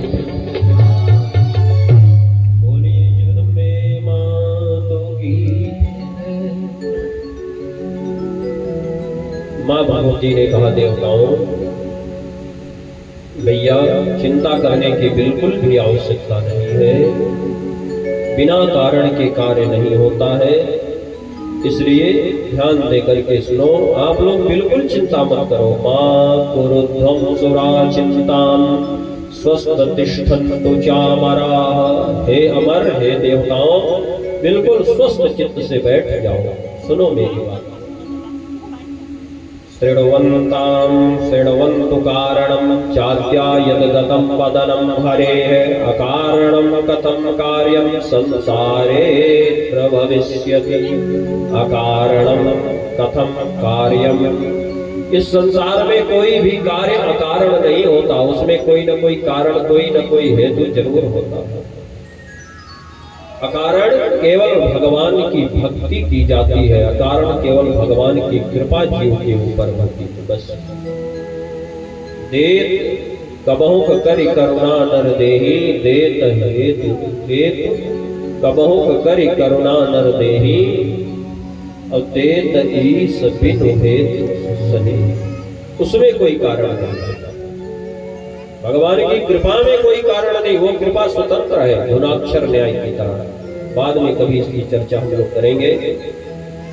कारण क्या था? भगवान श्री यद गदम पदनम हरे, भगवान श्री हरि का जो बदन माने मुखमंडल जो है सिर गायब हो गया, इसका क्या कारण है? बोले एक बार भगवान नारायण लक्ष्मी जी के साथ बैठे थे भैया, भगवान भोजन कर रहे थे नारायण, अचानक अकारण भगवान को जोर से हंसी आ गई। अब भगवान को जोर से हंसी आ गई, ये बात लक्ष्मी जी ने देख ली। लक्ष्मी जी ने चारों तरफ सिर घुमा के देखा, हंसी की तो कोई बात नहीं थी, वहां कोई था नहीं। लक्ष्मी जी ने भगवान से पूछा, क्यों हंसी आई सरकार, क्यों हंस रहे हो, क्या कारण? भगवान नारायण ने कहा, नहीं नहीं देवी कोई बात नहीं, बस ऐसे ही। लक्ष्मी जी ने कहा, ऐसे कैसे हंसी आ गई, कोई ना कोई तो कारण होगा, बिना कारण के हंसी? अच्छा कोई कारण बन जाए और हंसी आ जाए और हंसी को आप रोकना चाहो तो घंटों हंसी आती रहेगी। कोई बात ऐसी हो जाए कि आप चाहो कि हंसी को दबा ले, हंसी हमारी कोई देख ना पाए या हम ना हंसे, हाँ हंसना ठीक नहीं है, तो फिर वो हंसी रुकेगी भी नहीं और पूरा खुल के आएगी भी नहीं और घंटों तक आप मुस्कुराते रहोगे, हंसी आती रहेगी। और कोई बात हो जाए आप खुल के हंस लो, एक बार ठहाका लगा के हंस लो, तो फिर समझो 1-2 मिनट में काम हो गया, फिर दोबारा नहीं आएगी। अब भगवान बड़ी देर तक, अब भगवान रोकना चाहते हैं कि हंस दूंगा तो लक्ष्मी जी एकदम से बुरा मान जाएगी, पर हंसी रुक भी नहीं रही है। बहुत देर तक भगवान ने प्रयास किया पर भगवान की हंसी रुकी नहीं। लक्ष्मी जी ने जिद कर दिया, बताओ क्या बात है? भगवान कहते कोई बात नहीं है देवी। लक्ष्मी जी के मन में विचार आया कि हो ना हो सिर्फ एक कारण है, कौन? बिना अपि कारणेनाद्य कथम हास्यस्य संभवः। बिना किसी कारण के हंसी तो इतना देर आ ही नहीं सकती है। अच्छा किसी को क्रोध आता हो और आप थोड़ी देर मुस्कुरा दो उसकी ओर देख के, तो और क्रोध उसका बढ़ता जाए। यही लक्ष्मी जी के साथ हो रहा है कि भगवान हंसी रोकना चाह रहे हैं, हंसी रुक नहीं रही है, लक्ष्मी जी का क्रोध बढ़ता जा रहा है। और लक्ष्मी जी भगवान की राजसी शक्ति है, बहुत सात्विकी शक्ति है लक्ष्मी जी, और सात्विकी शक्ति होने के बाद भी धीरे धीरे धीरे धीरे शनै शनै लक्ष्मी जी में इतना क्रोध आया। व्यास जी महाराज कहते, जानते हो कितना क्रोध? सात्विकी से राजसी शक्ति की सीमा पार हो गई और अब लक्ष्मी जी में तामसी शक्ति प्रवेश करने लगी। शनै शनै लक्ष्मी जी जो सात्विकी शक्ति है उनमें तामसी शक्ति प्रविष्ट होने लगी। तथा कोपायुता जाता लक्ष्मी महालक्ष्मी तमो गुणा। ये लक्ष्मी नहीं महालक्ष्मी है, महालक्ष्मी तमो गुणा। तामसी तो तदा शक्ति तस्या देहे समाविशत। तस्या देहे समाविशत, इसके तस्या भगवती महालक्ष्मी देहे तामसी शक्ति समाविशत, आकर के बैठ गए। तो जैसे तामसी शक्ति आई लक्ष्मी जी के मन में विचार आ गया, जरूर कुछ न कुछ गड़बड़ है। मुझे लगता है कि इन्होंने इधर उधर जाते रहते हैं, मुझे बताया नहीं होगा, दूसरा विवाह कर लिया होगा। अब उस पत्नी की कोई बात इनके मन में आई सो हंस रहे, जरूर इन्होंने मेरी सौत रख ली हो। अब लक्ष्मी जी ने मन ही मन इतना ज्यादा भैया, जैसे हमारे यहाँ एक कहावत है ना, इतना ज्यादा गुण धुन लिया, इतना ज्यादा सोच लिया। अपने यहाँ अवध में एक कहावत है, बहुत जोरे गाठे ना चाहिए भैया, ना टेंशन बाढ़ी। परिणाम क्या हुआ? लक्ष्मी जी मन ही मन इतना ज्यादा विचार कर गई कि लक्ष्मी जी को क्रोध आ गया, तामसी शक्ति इनके मन में प्रविष्ट हो गई। और सपत्नी संभवम दुखम वैधा वैधव्याधिकम त्वति। व्यास जी कहते हैं लक्ष्मी जी ने सोचा सवत होने से तो अच्छा है कि विधवा हो जाए। हमारे पति देवता दूसरा विवाह करके दूसरी स्त्री ले आए, इससे अच्छा है कि ये रहे ना। देखो कितनी प्यारी बात है हमारे यहाँ भारतीय सनातन संस्कृति में। हमारे यहाँ भारतीय सनातन संस्कृति कहती है तुम रहोगे तो हमारे रहोगे और नहीं तो नहीं रहोगे, दूसरे के तुम हो नहीं पाओगे। ये मेरा ये नियम है, भारतीय सनातन धर्म की स्त्री माता चाहती है कि हमारे पति बने हो तो हमारे रहना, दूसरे के बनोगे उसके पहले तुम्हारा राम नाम सत्य हो जाएगी, बीच में कोई आने न पाए। ये हम नहीं कह रहे कि देवी भागवत में लिखा है सपत्नी संभवम दुखम। अगर आप पत्नी है तो पत्नी को दूसरी उसकी सौत आ जाए, इससे बड़ा कोई दुख नहीं होता है। वैधव्यादधिकम कोई विधवा होने से भी 100 गुना ज्यादा कष्ट उसे होता है जब उसकी सौत आ जाए। क्रोध आ गया लक्ष्मी जी को, तामसी शक्ति प्रविष्ट हो गई। लक्ष्मी जी ने आंख दिखाते हुए डांट करके बोला, बताओ कौन है, क्यों हंस रहे हो? नारायण का तो स्वभाव है मुस्कुराना। भगवान ने मुस्कुराते हुए कह दिया, अरे नहीं नहीं देवी जी कोई बात नहीं। अच्छा मुस्कुराए ना तो क्या करें? इस प्रसंग में गुरु जी हमारे कहते थे पति बेचारा कर ही क्या सकता है मुस्कुराने के लिए, क्योंकि अब ये पति नहीं है, हस्बैंड हो गए। हंसना इनकी मजबूरी है चाहे जितनी डांट पड़े। अच्छा ज्यादातर लोग कहते हैं कि तुलसीदास जी को अगर रत्नावली न होती तो तुलसीदास न होते। पत्नी की डांट पड़ गई तो तुलसीदास जी इतने बड़े संत हो गए, रामचरितमानस के रचयिता हो गए, 12 ग्रंथ लिख डाले। लेकिन अगर केवल पत्नी के डांटने से तुलसीदास बनते होते तो आज हर घर में तुलसीदास जी नजर आते, रामायण की भरमार हो गई है। बोलिए जगदम्बे मातु की। लक्ष्मी जी ने कहा, अंतिम बार पूछ रही हो बता दो। भगवान ने कुछ नहीं कहा, भगवान हंसते रहे। लक्ष्मी जी ने कहा, घोड़े की तरह, जैसे घोड़ा हिलहिलाता है बिना कारण, ऐसे हंस रहे हो। मैं साफ देती हूं कि तुम्हारा ये सिर कट करके अलग हो जाएगा और घोड़े का सिर आकर के लग जाएगा। जाओ। सात्विकी शक्ति है, तब तक मां भगवती ने लक्ष्मी जी ने साप नहीं दिया। कब तक? जब तक वो सात्विकता में स्थित थी, सतोगुण में थी।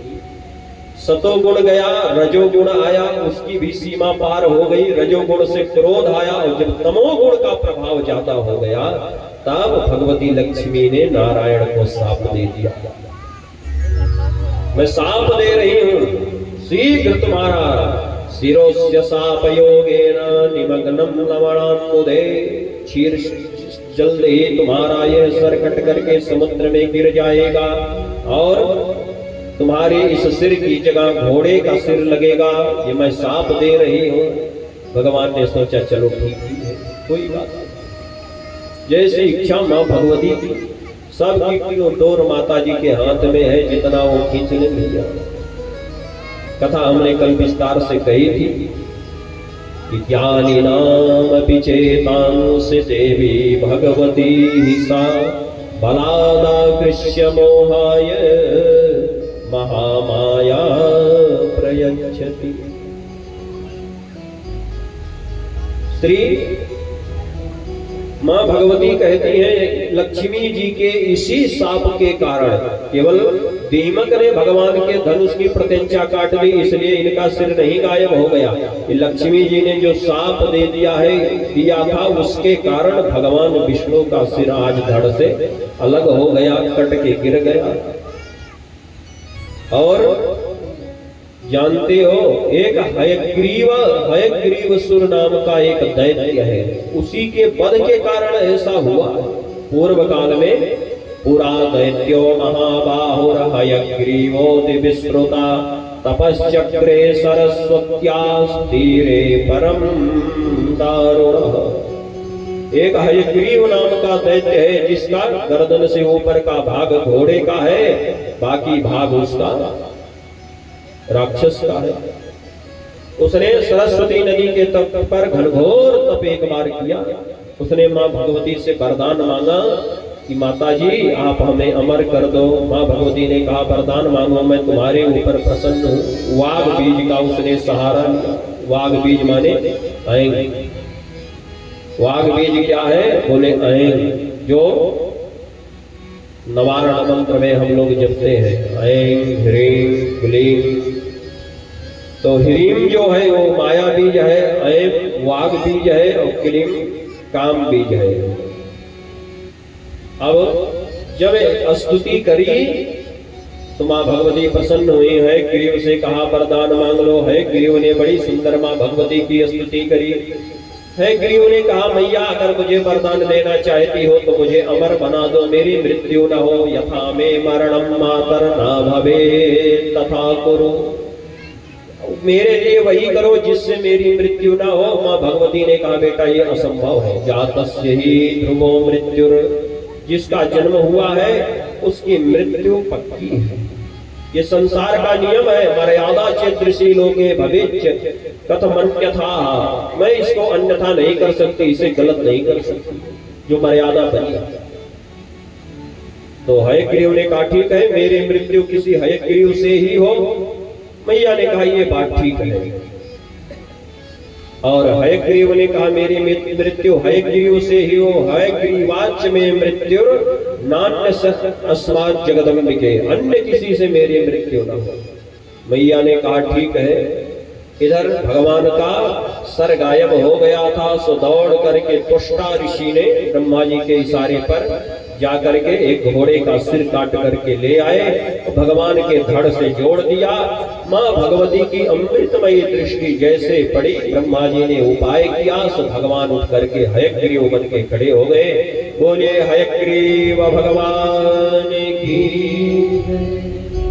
हयग्रीव बन करके भगवान उठ करके खड़े हुए और घोर युद्ध करके उस हयग्रीवासुर का वध कर दिया भगवान श्री हरि ने, मां भगवती की अनंत कृपा से। और हयग्रीव का जब भगवान श्री हरि ने वध कर दिया तो चारों तरफ जय जयकार होने लगी। बोलिए जगदम्बे मातु की। मां भगवती की अहेतुकी कृपा से भगवान श्री हरि ने हयग्रीव नाम के दैत्य का उद्धार किया, हयग्रीवासुर का वध किया। बड़ी ही मुक्त कंठ सब लोगों ने मां भगवती की स्तुति गाई है। इसके बाद बड़ी प्यारी सी कथा जो आप लोग सुन रहे हैं कि मधुकैटभ जो दैत्य थे जिनसे लड़ते लड़ते भगवान थक गए थे, विश्राम करने गए थे, तब भगवान का सर गायब हुआ। दीमकों ने काट दिया बम्बरी। अब भगवान ने हयग्रीव रूप लेकर के हयग्रीव नाम राक्षस का तो वध कर दिया, उसका कल्याण कर दिया। इधर मधुकैटभ का अनाचार, पापाचार, दुराचार इतना ज्यादा बढ़ गया कि ब्रह्मा आदि सभी देवता एकदम से घबरा गए। सारे देवताओं को ब्रह्मा जी ने एकत्रित किया, चलो भाई सब लोग एक साथ। कहां चलेंगे? सब लोग मिलकर के मां भगवती की स्तुति करेंगे। सभी देवताओं ने आकर के मां भगवती की स्तुति करी। भगवान नारायण ने कहा मां इतना प्रयास मैं कर रहा हूं पर वो दैत्य इतने अजर अमर है कि जीते ही नहीं जा सकते। मां भगवती ने कहा बेटा चिंता मत करो, अब पुनः तुम जाकर के युद्ध करो तो उनका वध हो जाएगा। भगवान नारायण ने कहा मैया 10,000 वर्ष तो मैं पहले ही लड़ा, 10 वर्ष सहस्त्राणि, 10,000 वर्ष मैं लड़ा था तब थक गया था, और फिर जब से हयग्रीव का वध किया हूं तब से उनसे युद्ध ही कर रहा हूं, लड़ रहा हूं, लेकिन उनका पार नहीं मिलता। अथाह बल है उन दोनों भाइयों में। मां भगवती ने कहा चिंता मत करो, अब तुम लड़ोगे तो तुम्हें पार मिल जाएगा। भगवान विष्णु मुस्कुराते हुए जाकर के मधुकैटभ के सामने पहुंचे। बोले मैं तुम्हारी इस युद्ध कौशल से अत्यंत प्रसन्न हूँ, जो तुमने मुझसे युद्ध किया मैं बहुत प्रसन्न हूँ, जो चाहो मुझसे वरदान मांग लो। भगवान ने कहा जो चाहो मुझसे वरदान मांग लो, हम तुम्हारे युद्ध कौशल से अति प्रसन्न हैं। मधुकैटभ ने कहा तुम हमें क्या निर्बल समझते हो, भिखारी समझते हो, हमारे पास कुछ नहीं है। अरे तुम्हारे पास बल है तो हमसे युद्ध करो। भगवान ने कहा लेकिन तुम हमसे वरदान मांग लो तब युद्ध करो। भगवान ने कहा तुम मुझसे वरदान मांगो तब युद्ध करूंगा। तो मधुकैटभ ने मां भगवती की प्रेरणा है, माता जी की प्रेरणा हो गई भैया। जैसे कुंभकर्ण जा रहा था वरदान मांगने की 6 महीने खाऊं, एक दिन सो 24 घंटे सो जाऊं, फिर जगो तो 6 महीने खाता था। देवता घबरा गए, सरस्वती मैया के पास गए, मां भगवती की शरण में, मैया अरे एक दिन खाएगा तो संसार की व्यवस्था गड़बड़ा जाएगी, और 6 महीने खाता रहा तब तो सब कुछ चौपट हो जाएगा। जो यह खल नित करई आहारो, फिर मामला जो यह खल नित करई आहारा, तो फिर समझ लो ये सारे संसार का विनाश शीघ्र हो जाएगा। क्या करें, मां भगवती से लोगों ने प्रार्थना करी। जब जब विपत्ति आई, जहां कोई समाधान नहीं हुआ है, तो किसी भी शास्त्र में, किसी भी ग्रंथ में देख लीजिए, सब मां भगवती की ही शरण में है। अभी आगे श्लोक आ रहा है इसका प्रमाण। सब लोगों ने जाकर के प्रार्थना करी, तो मां भगवती ने कहा कोई बात नहीं है, एक दिन सोने की बात कर रहा, हम इसको उलट देंगे, एक दिन जगेगा 6 महीने सोएगा, तब तो ठीक रहेगा। ब्रह्मा जी बोले हाँ भैया तब तो ठीक रहेगा। तो यही हुआ। हनुमान जी महाराज गए, और हनुमान जी महाराज जाकर के पहुंचे। हनुमान जी महाराज ने ब्रह्मास्त्र का सम्मान कर दिया। ब्रह्मास्त्र जो गायत्री मंत्र जपने से मिलता है, मां भगवती की कृपा मिलती है भैया, तब ब्रह्मास्त्र मिलता है। हनुमान जी महाराज ने उस ब्रह्मास्त्र का सम्मान कर दिया, ब्रह्मास्त्र में बंध गए। मां भगवती ने कहा हनुमंत तूने मेरा सम्मान किया है, ब्रह्मास्त्र का सम्मान करके मांगो जो मांगना है। हनुमान जी ने कहा माता जी मैं क्या मांगू, मैं तो छोटा सा बालक हूँ, जहां आवश्यकता पड़े वही आप मेरी सहायता कर देना, बस मैं मांग के भी क्या कर सकता। और बुद्धिमानी यही है, जीवन में जब कभी ऐसा अवसर बने तो कह देना कि जब जहां मुझे जरूरत पड़े आप मेरा सहयोग करते रहे। वरदान मांग लोगे तो गड़बड़ हो जाएगा। हनुमान जी ने कहा जहां मेरी आवश्यकता पड़े वहां आप सहयोग कर देना। और हनुमान जी महाराज को जब पेड़ की छालों में, साकड़ों में बांध करके राक्षस लेकर के हनुमान जी को रावण के दरबार में पहुंचे भैया, तो रावण ने कहा मार डालो इसको। विभीषण महाराज आ गए, बोले ना ना ना, नीत विरोध न मारी दूता, दूत को मारना नहीं चाहिए, ये नीत विरुद्ध है। आज भी देखो जिस देश में युद्ध होता है तो वहां तुरंत सूचना जारी हो जाती है, एडवाइस कि भाई सभी देशों के राजदूत हमारा देश छोड़ के चले जाएं, अभी यहाँ सुरक्षा रह नहीं गई, राजदूत बचना चाहिए।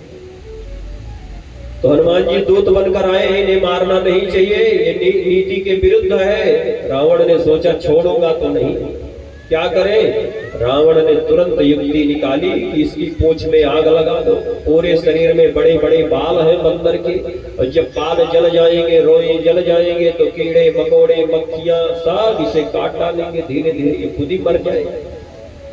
रावण ने अपनी ओर से कोई कसर हनुमान जी को मारने में छोड़ी नहीं थी। और जब ये कसर नहीं छोड़ी तो बहुत प्यारी सी बात है, बड़ी सुंदर सी बात है। हनुमान जी की पूंछ में तेल में डुबो करके, घी में डुबो करके साफ कपड़ा लपेटा जाने लगा। और कपड़ा लपेटा जाने लगा तो हनुमान जी मुस्कुरा रहे थे। किसी ने हनुमान जी से कहा क्यों मुस्कुरा रहे हो। हनुमान जी बोले भाई सहाय सारथ में जाना, मैंने जान लिया, माता जी से कहा था जहां जरूरत पड़े सहयोग करना, तो सहयोग कर दिया माता जी। क्यों बोले जिनके घर से कपड़ा आ रहा है, तेल आ रहा है, घी आ रही है, मैं सबका नाम लिख रहा हूँ, छोड़ूंगा नहीं, सबके घर में पायन पहुंचाऊंगा। हमारे यहाँ अवध की परंपरा है, किसी के बच्चे का विवाह हो जाए, लड़के का विवाह हो, गौना आता है तो हम लोग पायन भिजवाते हैं, पहना जाता है ना ढूंढी उड़ी। अब तो आज के समय में कहाँ ढूंढी आती है, पहले खाजा आता था, ढोड़ी आती थी भैया, बढ़िया बढ़िया मिठाई, और लड्डू बड़ा बड़ा आता था। आज के समय में तो लड्डू आता है पर वो ढोड़ी नहीं आती, जिसमें सिक्का डाल डाल करके माताएं बढ़िया बांधती थी भैया, सोंठ वोट डाला, फायदेकारक हो। तो अच्छा उसमें एक नियम है, जिसके यहाँ से आता है उसी के घर भेजा जाता है, जो नहीं देता है उसके घर हम लोग नहीं भेजते। हे भैया फलाने किया न दिया, कहे मास्टर साहब की बेटो पिया बहरा घर में अकेले मिठाई खाए रही, हमारे यहाँ ना दे, इनके यहाँ खबरदार हमारे घर पायल जाए ना। आज भी नियम है, लोग बंटवाते हैं। अच्छा मान लो किसी कारण बस जानकारी नहीं है, कहीं बहुत दूर विवाह हो गया, गुजरात में मान लो विवाह हो गया, कहीं मध्य प्रदेश में, छत्तीसगढ़ में, तो क्या होता है, बोले अपने घर में मिठाई बनवा के बंटवाना पड़ता है अपने घर में। अब आपको मिला कि नहीं मिला, लेकिन हमारे यहाँ तो नियम है, तो करना पड़ेगा। लड्डू बंटवाओ भाई सबके यहाँ, बायन जाए। हनुमान जी ने कहा जितने लोग बायन दे, जितने लोग दे रहे इतने लोगों को लौटाना भी है, ध्यान रहे। और पूरा रहा नगर बसन घृत तेला, बाढ़ी पूछ कीन कपि खेला। और जिनके जिनके घरों से आया था, जो वस्त्र आया था, कपड़ा, जिस तेल बोर करके घी में डुबो करके हनुमान जी उनके उनके घरों पर ले जा करके, और उतने कपड़े उतने घरों पर ले जा करके धीरे धीरे पूंछ को ढीली करते गए, वो कपड़ा गिरता गया, पूरी लंका जलने लगी। पूरी लंका तो जल गई। और लंका जब जल गई, हनुमान जी महाराज गए, कूद गए समुद्र में, पूंछ को बुझा दिया। पूंछ बुझाई खोई श्रम धरि लघु रूप, बहोरी जनक सुता के आगे ठाड़ भयो कर जय। माता जी के सामने जा करके हाथ जोड़ करके खड़े रहे।